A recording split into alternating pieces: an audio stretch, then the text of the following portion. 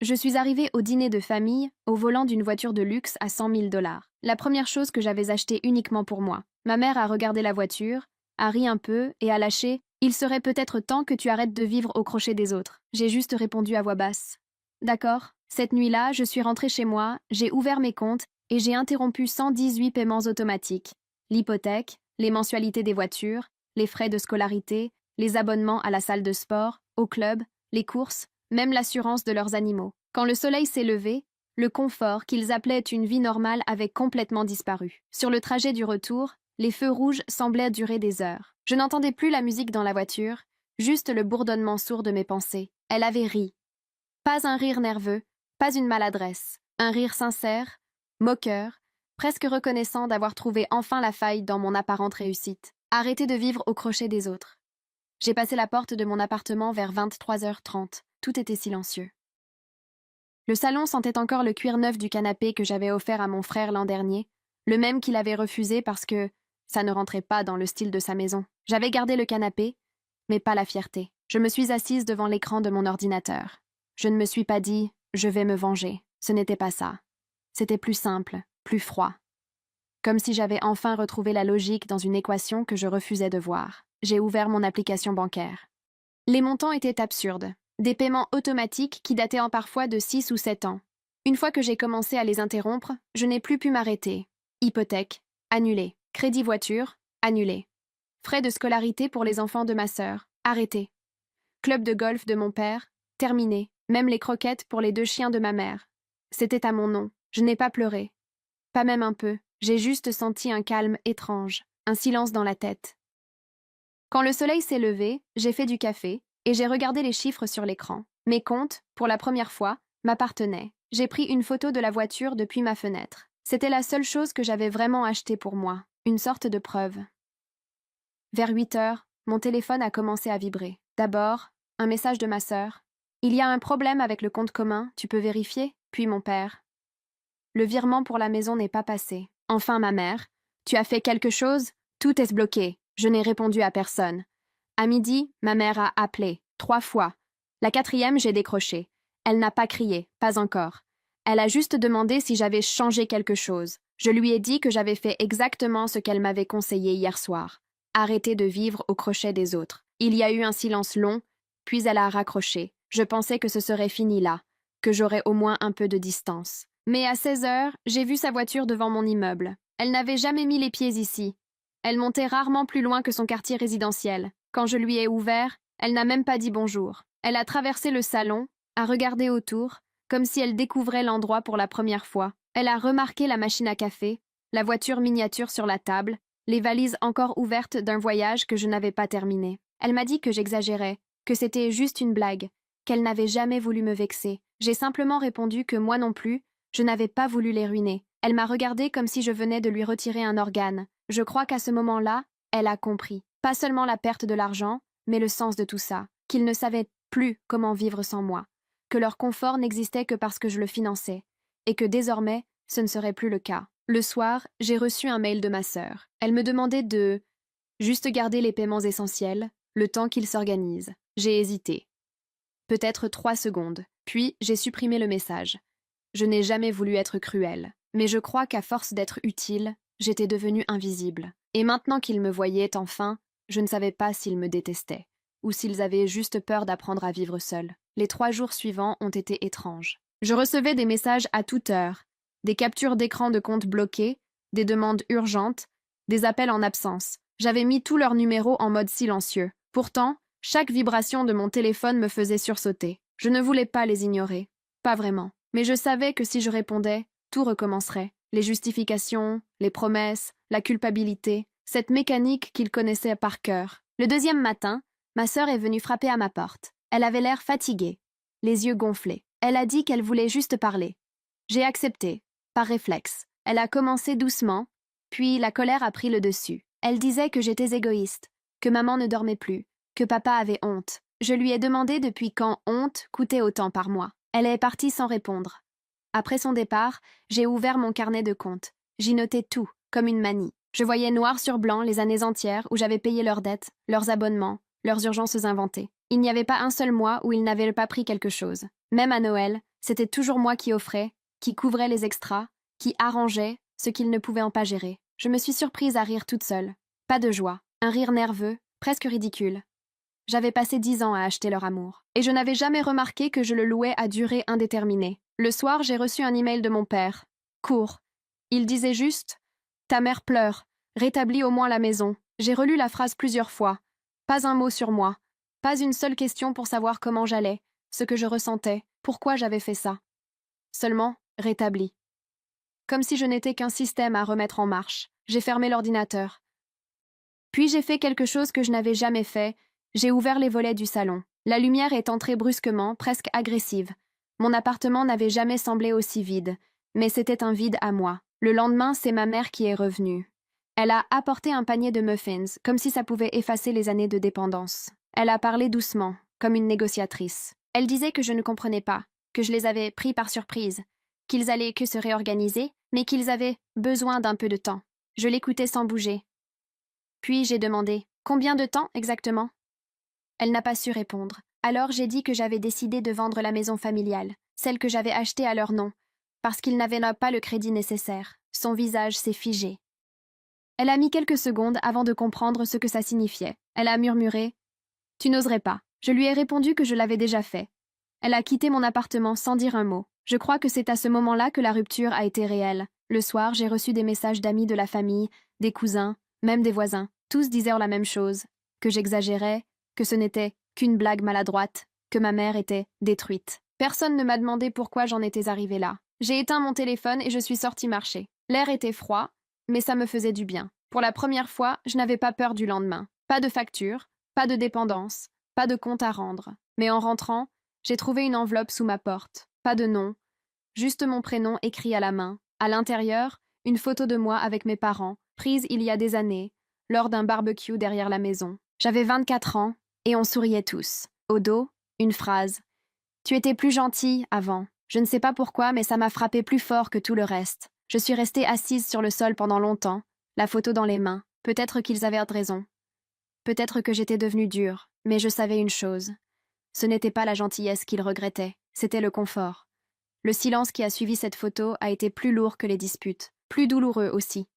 Plus personne n'a appelé pendant plusieurs jours. Pas de message, pas de mail, rien. C'était comme si j'avais cessé d'exister pour eux.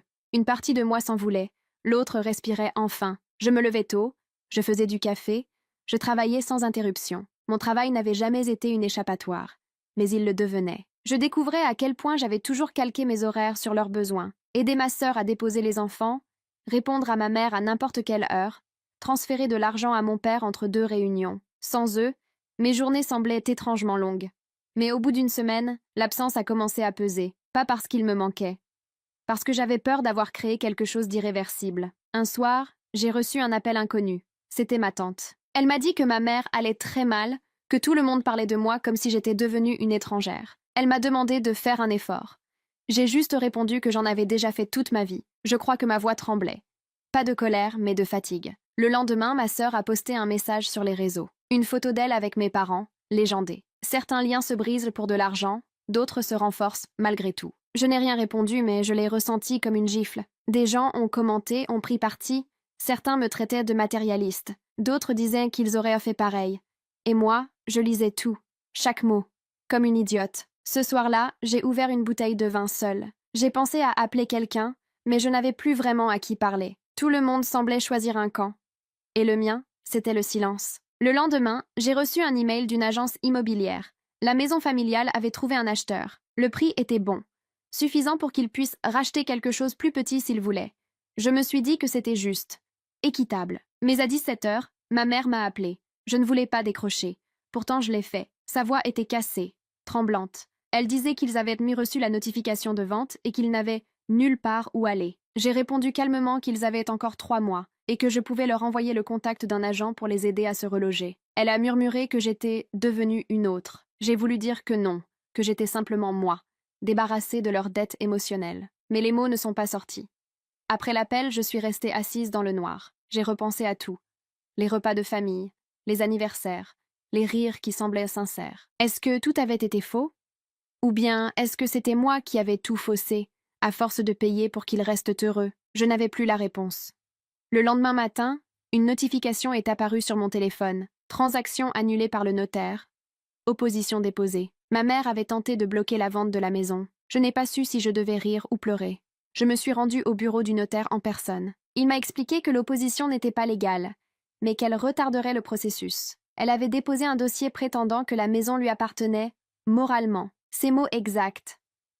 En sortant, j'ai pris ma voiture et j'ai conduit sans but. Je ne voulais plus penser à rien, mais tout revenait. Le premier prêt que j'avais contracté pour les aider un peu. Les vacances en famille que j'avais entièrement payées. La fois où ma mère avait dit à tout le monde que j'étais si généreuse, et moi, j'avais souri comme une idiote. Je me suis arrêtée sur un parking vide et j'ai pleuré. Pas de rage, pas de tristesse pure.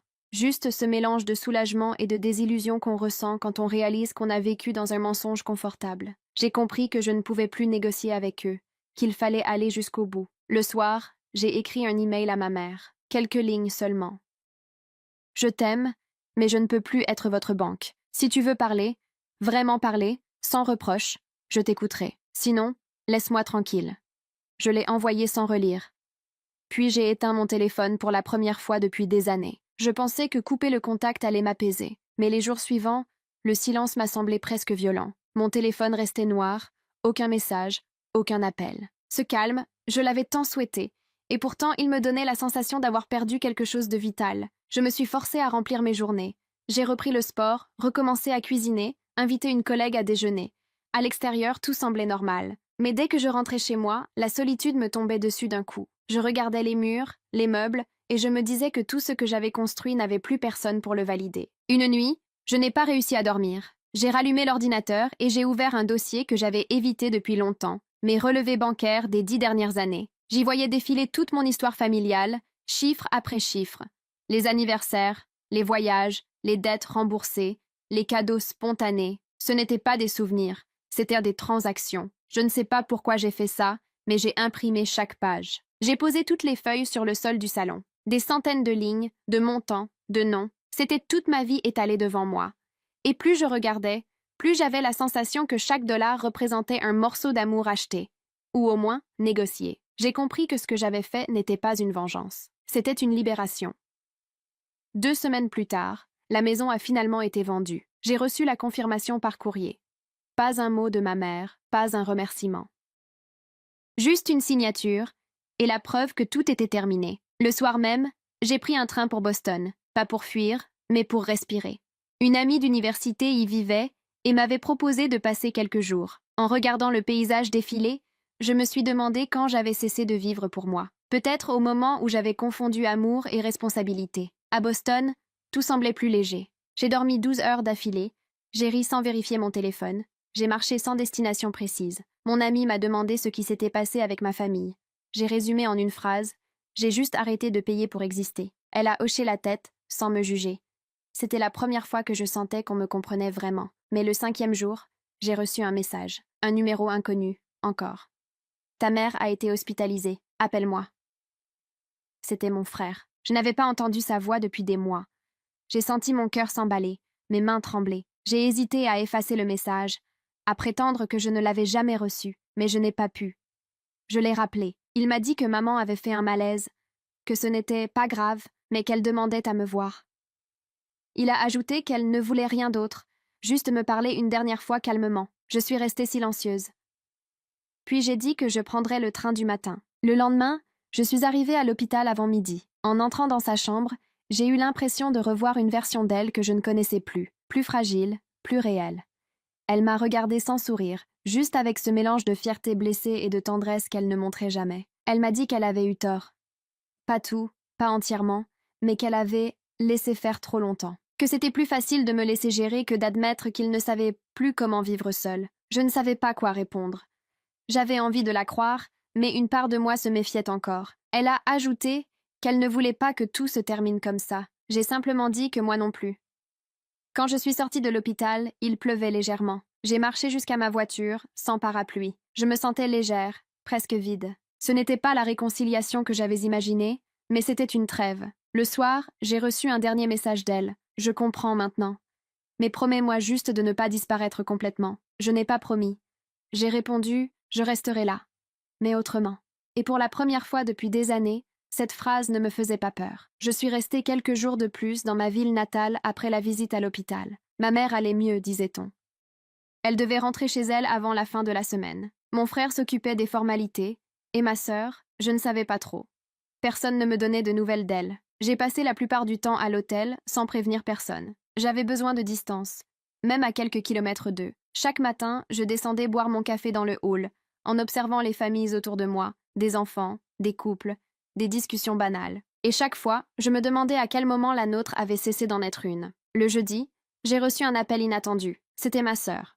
Sa voix était calme, presque douce. Elle a dit qu'elle voulait me voir, juste pour parler. J'ai hésité, mais j'ai accepté.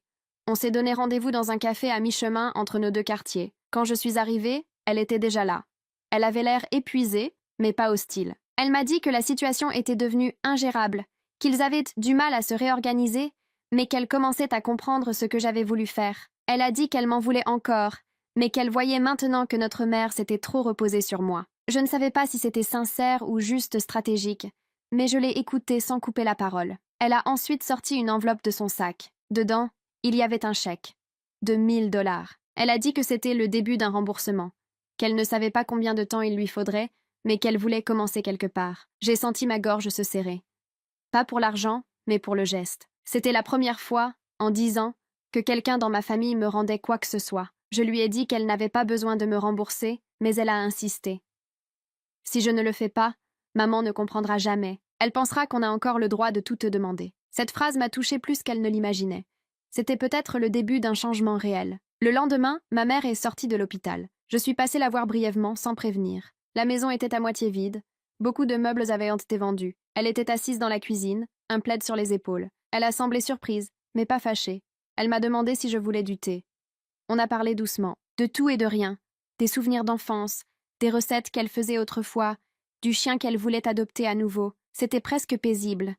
Mais à un moment, elle a soupiré et a dit qu'elle ne savait pas comment en arriver là. Je lui ai répondu que c'était arrivé petit à petit, un geste après l'autre.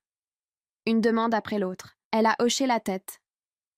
Puis elle a murmuré « J'ai toujours pensé que te protéger, c'était éviter les soucis, mais je t'ai juste appris à tout porter. » J'ai eu du mal à répondre.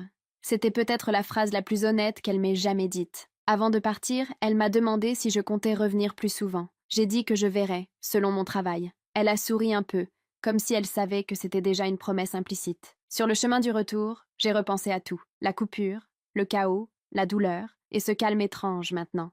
Je n'avais pas effacé le passé, mais je ne le laissais plus diriger ma vie. Une semaine plus tard, j'ai reçu un courrier de la banque. La vente de la maison était finalisée. Le virement avait été effectué, le dossier clos. C'était officiel.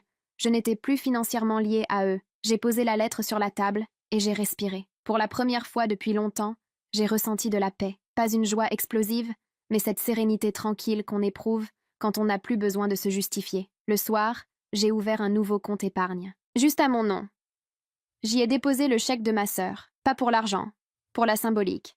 Et en le faisant, j'ai compris que je n'avais jamais voulu couper les liens. Je voulais juste qu'ils apprennent à m'aimer autrement, pas pour ce que je leur donnais, mais pour qui j'étais, quand je n'avais plus rien à offrir. Les semaines suivantes ont été calmes.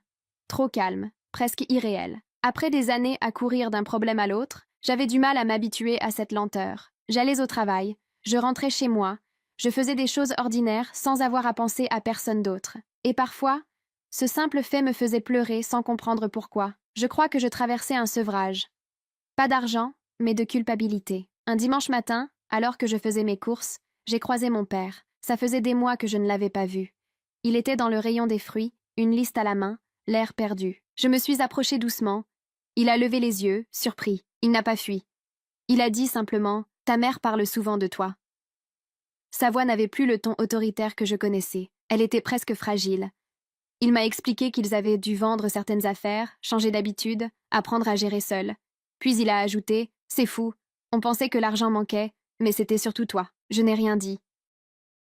Je savais qu'il voulait bien faire, mais je sentais aussi qu'il ne comprenait pas encore tout. Il voyait la conséquence, pas la cause. Avant de partir, il m'a tendu un petit sac en papier, quelques pommes rouges. Il a dit que c'était les préférées de maman, qu'elle voulait que j'en prenne. Je les ai acceptées. C'était peu, mais c'était un geste. En rentrant chez moi, j'ai posé les pommes sur le plan de travail. J'en ai mangé une tout de suite, comme un automatisme. Et c'est idiot, mais le goût m'a ramené des années en arrière, aux pique-niques d'enfance, aux après-midi où tout semblait encore simple. Je me suis assise et j'ai repensé à cette période. Ce que j'avais fait n'était pas une trahison, c'était une réinitialisation, une façon de remettre chaque lien à sa place. Mais il y avait encore un vide. Je le sentais surtout le soir, pas celui du manque de ma famille, mais celui de ne plus savoir qui j'étais quand je n'étais pas celle qui aide. Alors j'ai commencé à écrire. Pas un journal, pas une confession, juste des souvenirs, des scènes, des phrases qu'ils m'avaient dites, des moments où j'avais eu peur de dire non. Et à force d'écrire, j'ai découvert une chose. Je n'étais pas seulement victime de leur dépendance. J'en avais eu besoin moi aussi. J'aimais qu'ils comptent sur moi. Ça me donnait une place, une importance. Et en arrêtant de payer, j'avais aussi retiré ce rôle qui me définissait. Admettre ça m'a fait mal, mais c'était nécessaire. Un soir, ma sœur m'a appelée. Elle voulait me dire qu'elle avait trouvé un nouvel emploi, mieux payé. Sa voix était pleine d'énergie, presque joyeuse. Elle a ajouté qu'elle continuait à me rembourser, mais qu'elle le faisait désormais sans rancune. J'ai souri en l'écoutant. Je lui ai dit que je n'attendais rien, mais que j'étais fière d'elle. Après l'appel, j'ai regardé mon téléphone longtemps. Je crois que, pour la première fois depuis des années, j'étais heureuse d'entendre leur voix, pas parce qu'ils avaient un besoin de moi, mais parce qu'ils vivaient sans moi. Un mois plus tard, ma mère m'a proposé de venir dîner, un vrai dîner, pas une discussion déguisée. Elle voulait juste passer un moment ensemble. J'ai accepté, avec un mélange d'appréhension et de curiosité. Quand je suis arrivée, la table était simple, sans excès, pas de tentative de paraître parfait. Mon père avait cuisiné, ma sœur servait le vin, tout semblait étrangement normal. On a parlé de tout sauf de l'argent. À un moment, ma mère a posé sa main sur la mienne et a dit « Tu sais, on ne t'en veut plus. On a eu besoin de toi pour comprendre qu'on ne savait rien faire seul. » J'ai senti mes yeux se remplir, mais je n'ai pas pleuré. Je lui ai juste répondu « C'est tout ce que je voulais. » En rentrant chez moi ce soir-là, je me suis rendu compte que j'avais enfin tourné la page. Pas en fuyant, pas en pardonnant trop vite, mais en laissant le temps faire son travail. Je n'étais plus leur sauveuse, ni leur ennemie. J'étais simplement leur fille.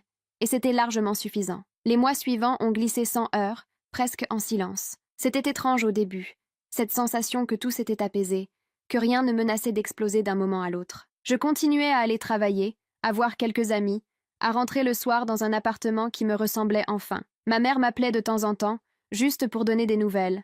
Des appels brefs, naturels, plus de sous-entendus, plus de demandes déguisées. Parfois, elle me racontait ce qu'elle avait cuisiné, ou qu'elle s'était mise au yoga avec une voisine. Mon père, lui, m'envoyait des photos de son potager, des choses simples. Et moi, je répondais avec sincérité. Un dimanche, ils m'ont invité à venir déjeuner. J'y suis allée sans appréhension. C'était la première fois depuis plus d'un an que je franchissais leurs portes sans une boule au ventre. La maison semblait différente. Moins remplie, moins luxueuse, mais plus vivante. On aurait dit qu'ils respiraient enfin par eux-mêmes. Ma sœur était là aussi, avec ses enfants. Elle paraissait plus confiante, plus légère. Elle m'a raconté qu'elle venait d'obtenir une promotion, qu'elle payait ses factures seule et qu'elle s'en sortait mieux que prévu. Pendant le repas, il n'y a pas eu de grandes discussions, pas de sujets sensibles, juste des éclats de rire, des gestes familiers, le bruit des couverts. À un moment, j'ai levé les yeux et je les ai regardés tous les trois. Ils semblaient enfin réels. Pas figés dans un rôle, pas dépendants, juste humains. Je n'ai rien dit, mais je crois que c'est là que j'ai compris. Ma décision, aussi brutale qu'elle ait été, les avait peut-être sauvés. Pas seulement moi, eux aussi. Après le dessert, ma mère m'a suivie dans le jardin. Elle avait l'air émue. Elle m'a dit qu'elle savait que je ne reviendrais jamais complètement comme avant et qu'elle n'attendait plus ça. Puis elle a ajouté « Tu nous as obligés à grandir. On pensait être les parents, mais c'est toi qui nous as élevés, d'une certaine manière. » Je n'ai pas su quoi répondre. J'ai juste posé ma main sur son épaule. Je crois que c'était suffisant. En rentrant chez moi ce soir-là, j'ai pris un long moment pour respirer. Tout semblait enfin à sa place. Je n'avais plus besoin de prouver quoi que ce soit, ni d'acheter la paix, ni de mendier l'amour. Le lendemain matin, j'ai reçu un message de ma sœur. « Je viens de finir de te rembourser. Merci de m'avoir forcé à affronter la réalité. » Je n'ai pas répondu tout de suite. J'ai regardé le message, puis je l'ai archivé. Pas parce que je voulais l'oublier, mais parce qu'il n'y avait plus rien à dire. Ce soir-là, j'ai ouvert une nouvelle page dans mon carnet. Je l'ai intitulée « Ce que j'ai appris » et j'y ai écrit une seule phrase. « Aimer quelqu'un, ce n'est pas payer sa tranquillité, c'est lui donner la liberté d'exister sans nous. » Je n'étais pas sûre d'où allait ma vie désormais, mais je savais que, quoi qu'il arrive, je ne reviendrais jamais en arrière. J'avais enfin compris que ma valeur ne se mesurait plus en virements automatiques, Elle se voyait dans ce que j'avais eu le courage d'arrêter. L'année suivante a marqué un tournant. Rien de spectaculaire, juste cette lente stabilisation qu'on remarque quand le chaos ne revient plus. Je gagnais bien ma vie. Je vivais seule. J'avais trouvé un rythme calme. Parfois, je pensais à tout ce qui s'était passé, et je me demandais encore comment j'avais pu supporter autant de pression pendant si longtemps sans m'effondrer. Ma mère m'appelait toujours, mais maintenant c'était moi qui fixais les limites. Si je ne voulais pas parler, je disais simplement « on se rappelle demain ». Et elle respectait, elle n'insistait plus. Mon père, lui, m'envoyait des messages pour me demander des recettes ou des conseils de jardinage. De simples échanges, sans arrière-pensée. Je découvrais ce que c'était. Une relation normale. Un vendredi, alors que je sortais du bureau, ma sœur m'a appelée. Elle m'a dit qu'elle avait quelque chose à me montrer. J'ai accepté de passer chez elle. C'était la première fois que j'allais dans sa nouvelle maison. Petite, modeste, mais pleine de vie. Des dessins d'enfants sur le frigo, des livres partout, l'odeur de la cannelle dans l'air. Elle m'a fait visiter fièrement. À un moment, elle m'a emmenée dans son bureau. Sur un mur, il y avait une photo encadrée de nous quatre, datant d'avant la rupture. Je lui ai demandé pourquoi elle l'avait gardée. Elle a dit « parce que c'est le rappel de ce qu'on ne doit plus refaire ». Je crois que je n'avais jamais été aussi émue. On a dîné ensemble, tranquillement. Les enfants riaient, son mari servait le vin, tout semblait si simple que j'en avais presque peur. En partant, elle m'a prise dans ses bras. Elle a murmuré « Je t'en ai voulu, tu sais, mais maintenant je te remercie ». Je n'ai rien répondu. J'avais la gorge trop serrée. Sur le chemin du retour, j'ai pensé à ce mot. Merci. Personne ne me l'avait vraiment dit avant, et pourtant, il suffisait d'un seul mot sincère pour effacer des années de rancune. Quelques semaines plus tard, ma mère m'a invitée à un brunch pour son anniversaire. J'y suis allée, sans attente particulière. Quand je suis entrée, elle a éclaté de rire en me voyant. « Tu es venue sans cadeau ?» Je lui ai répondu. « Tu m'as dit que tu ne voulais rien. » Elle a souri, puis elle a ajouté. « C'est vrai, et c'est bien la première fois que tu m'écoutes. » On a ri toutes les deux. Ce moment valait plus cher que n'importe quel présent. Après le repas, on s'est installé sur la terrasse. Elle m'a raconté qu'elle suivait une thérapie depuis quelques mois, qu'elle apprenait à comprendre pourquoi elle avait besoin de tout contrôler. Elle m'a avoué qu'elle avait peur que je l'abandonne, et qu'au fond, c'était cette peur qui l'avait poussée à me garder utile. Je n'ai pas su quoi dire. J'ai juste posé ma main sur la sienne. Elle a ajouté « Tu m'as obligée à me regarder en face. Et je crois que je t'en serai reconnaissante toute ma vie. Cette fois, c'est moi qui ai eu les larmes aux yeux. Parce que c'était la première fois qu'elle me voyait vraiment. Pas comme un portefeuille, pas comme un pilier, mais comme sa fille. En rentrant chez moi, j'ai regardé la ville défiler depuis la voiture. Le monde n'avait pas changé. Mais moi, oui, je n'avais plus peur de leur ressembler. Je n'étais plus définie par ce que je donnais, mais par ce que je choisissais de garder. Et pour la première fois depuis des années, je me suis surprise à penser à l'avenir. Pas comme une fuite, mais comme une continuité. Une vie à moi, libre, stable, simple. Le lendemain, j'ai fait quelque chose que je n'avais jamais fait. J'ai réservé un voyage seul. Une semaine à Seattle, sans famille, sans obligation, juste moi. Quand j'ai cliqué sur confirmer la réservation, j'ai ressenti une paix que je ne connaissais pas. Pas d'euphorie, pas d'explosion. Juste une certitude tranquille. Tout ce que j'avais perdu m'avait, en réalité, libérée. Le voyage à Seattle a été plus qu'une simple parenthèse. C'était comme une remise à zéro. Pendant une semaine, j'ai vécu au rythme de mes envies, sans rendre de compte à personne. Je me levais tard, je marchais des heures dans les rues humides, je déjeunais seule face à la baie. J'avais peur que la solitude me pèse, mais c'était tout l'inverse. Je respirais. Je me suis surprise à sourire à des inconnus, à parler à des serveurs, à m'asseoir dans des cafés juste pour regarder les passants. C'était la première fois que je n'avais besoin de personne pour valider ma présence quelque part. Le 4e jour, j'ai reçu un message de ma mère. « Profite de ton voyage. On pense à toi. » Pas de demande, pas de sous-entendu. Juste cette phrase simple. Je l'ai relue plusieurs fois, presque incrédule. Le soir, j'ai appelé ma sœur pour lui raconter ma journée. On a parlé longtemps, de tout et de rien, comme deux amis qui se redécouvrent. Elle m'a dit que maman allait mieux, que papa avait trouvé un petit boulot dans un centre de bricolage, et qu'il semblait enfin heureux sans dépendre de personne. Elle a ajouté « On a appris grâce à toi, même si tu as tout cassé pour ça. » Je n'ai rien répondu, mais elle avait raison. Il avait fallu casser pour reconstruire. Le dernier jour à Seattle, je me suis promenée sur le marché de Pike Place. J'ai acheté une petite plante, une fougère minuscule, que j'ai ramenée dans ma valise. Ce n'était rien, mais j'y tenais. J'avais envie de la voir pousser, comme une preuve discrète que quelque chose de nouveau prenait racine. De retour chez moi, j'ai posé la plante sur le rebord de la fenêtre. La lumière tombait dessus d'une manière douce, comme un symbole silencieux de cette nouvelle version de moi. Les semaines suivantes, tout s'est enchaîné naturellement. Ma mère m'appelait pour me raconter ses séances de thérapie. Mon père m'envoyait des vidéos du jardin.